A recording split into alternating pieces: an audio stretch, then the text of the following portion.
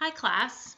This week we are going to talk about Chapter 10, still staying with the theme of relationships, but we're going to move on to relationship challenges and when there are different types of challenges that arise in interpersonal relationships, how we deal with them. And really, the management of those relationships ultimately determine whether relationships will continue to thrive or whether relationships will end. So, we'll talk about the differences there and the different theories that relate to this information. So, the first thing we want to talk about is communication challenges in a relationship. And we talked about this a few times throughout the semester, both when we were in class together and also when we were remote, talking about the idea of expectations and understanding relationship expectations and who sets those expectations and what happens when those expectations are not met. So it's not new to know that expectations are set by you, the individual, and they are influenced by your own lived experiences. And we know that expectations are broken when people don't rise to the expectations of the set that you have put forth. And so we know that, right? We talked about that when we talked about perception. We talked about that when we talked about different types of verbal and nonverbal communication and expectations that we have for how people communicate. That same idea of expectations relates to relationships as well, and specifically to communication challenges, because we have an expectation of how we want people to treat us, how we want relationships to go, how we expect communication to happen in a relationship. And when people do not meet our expectations, we consider them relationship violations. And relationship violations, we'll talk about more specifically what it means when these are challenged in a way. But there are definitely different types of expectations that we have that will cause some sort of relationship violation. Some relationship violations are easily managed. Some of them are turning points. Remember the term turning points from last week when we talk about things that irrevocably change a relationship, or they're things that will signal the end, things that will signal the end of a relationship. So let's talk about them in a little more detail. Understanding expectations. We have expectations in relationships that are socially based. They are ideas that are placed on us from culture, from years of lived experience, from generations of advice, from lived experience of our parents and our grandparents and our siblings and our close friends and our neighbors and anybody else that influences relationships, sets expectations for how relationships should happen. When we talk about socially based expectations, we are obviously influenced by society and society's rules, but take a second to think about socially based expectations 50 years ago of a relationship and its challenges and today. And I think we could easily name off some differences in socially based expectations 50 years ago versus today. And then fast forward just 20 years, 25 years, and think about how relationship expectations will probably change in the future, right? Think how far we've come. I would say how far we've come in the last 20 years. So fast forward 20 years, and you can see hopefully the progression that society makes will continue to develop, but that will also influence these societal expectations that are placed on us. So take a second, even if you have to pause the video, and think about the socially based expectations that you have been influenced by. What are some expectations that you have in your relationships, that you have in your life, that are set for you based on your societal influences? So I think it's a really good exercise to kind of get a piece of paper and jot down some things that you think are influenced that way. The second one are relationship specific expectations. And these are actually then divided into two different categories. We either call these implicit or explicit expectations. So implicit expectations are things that are unspoken. They are just the way relationships go. They don't need to be said. There doesn't need to be some sort of outline or contract or review of the rules. They are kind of unspoken, implicit expectations. Speaking from personal experience, I would say that, or I would say my personally specific relationship expectations.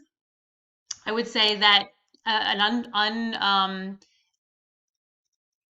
An unspoken rule would be trust. Somebody's ability to be honest with you, somebody's ability to be faithful to you, right?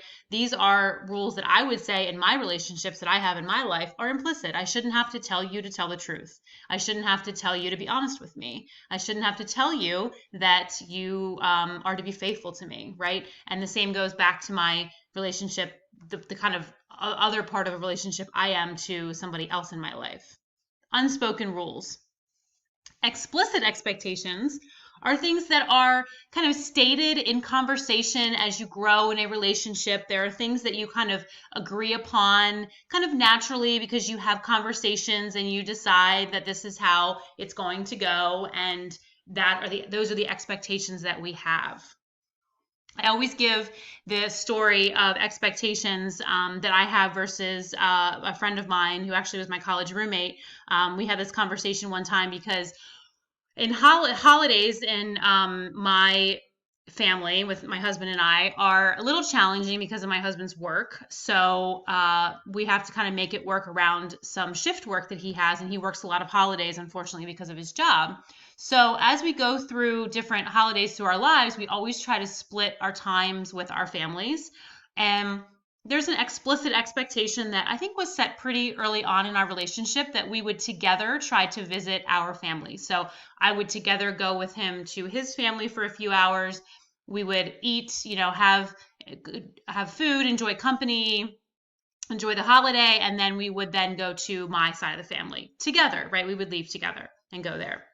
That's an expectation I think that we set, like I said early on. We had a conversation. We decided when we visit family on holidays, it's kind of something we do as a united front, and we go together. I have like I said, a roommate from college that's a dear friend of mine now, that from the beginning of her relationship with her husband, they actually go separately. She goes and visits her family, and he goes and visits his. And I remember having a conversation with her one time where she said, "That's so strange to me that you guys go together. Like, why don't you just divide and conquer? Why don't you go to your family and he goes to his?" And I said, "Well, honestly, it's kind of strange to me that you split up and that you go to your families and he goes to his." And so we had this really kind of really cool conversation about expectations and decisions that we made early on in our relationships. I always give that example in class, so I'm going to give it to you over video, about explicit, agreed upon, stated conversations that we have, and those are expectations. So in that expectation, I would never expect my husband to say, "Well, I'm going to go here and you go there," right? Because those are agreed upon ways in which we handle the holidays in my family and in our relationship. So the next idea with these expectations that go with it, and I can kind of continue using that example to kind of help you see this, is this idea of a failure event. And that is an incident that happens that breaks either an implicit or explicit violation in a relationship. So you break some sort of expectation or understanding or agreement. So any sort of failure to meet the expectation, either implicit or explicit. So they can happen either way. If my husband were to come to me tomorrow and say, "Okay, for the next holiday, you're going to your families and I'm going to mine," I would see that as a transgression, right? I would see that as something where I'm like, why? Not that that would ever happen. I know that would never happen. But just to say, for example, that would happen, I would start to ask questions, right? Why all of a sudden, after 12 years of marriage, do we have to do this differently, or do we have to visit family separately, right? So these are incidents that happen that would violate some sort of expectation that you have. The idea of managing these specific expectation violations in failure events is the degree of the severity of the event.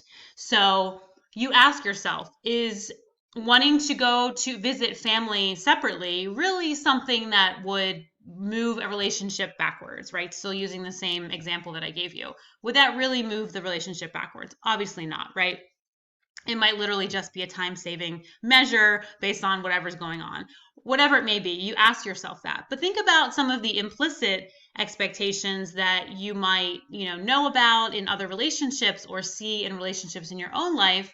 Things that, if you find out that a good friend of yours wasn't truthful with you, that's, again, an implicit expectation, right? Something that you shouldn't have to say, like, you need to be truthful with me. And you find out that that person wasn't honest with you. Is that something in your relationship that you are okay with? Is it something you can work through? Or would you call that an actual failure event? Would you call that something that you cannot come back from in a relationship? So 2 different types of specific relationship expectations: implicit, things that are unspoken; explicit, things that you kind of have conversations about, you talk about, and you agree upon those expectations. What happens after a failure event is really a pathway for how your relationship is going to continue. So we call this ways we respond to challenges in relationships. The first one is discussion, right? You have to talk about some sort of violation of expectations in order for both parties to understand that it was a violation. Because remember, expectations are set by you. So when somebody doesn't meet expectations, they might not realize that they are not meeting things that, again, implicit sometimes are things that you don't have to say, right? If you think something is implicit and doesn't need to be said, but the other person thinks it's an explicit expectation and they need to be told that, you're on a different playing field there and you need to have a conversation about it. And that's just one example, but that is the type of thing that fuels discussion in responding to these challenges, is that you need to have conversations so you can understand where both parties in a relationship are coming from.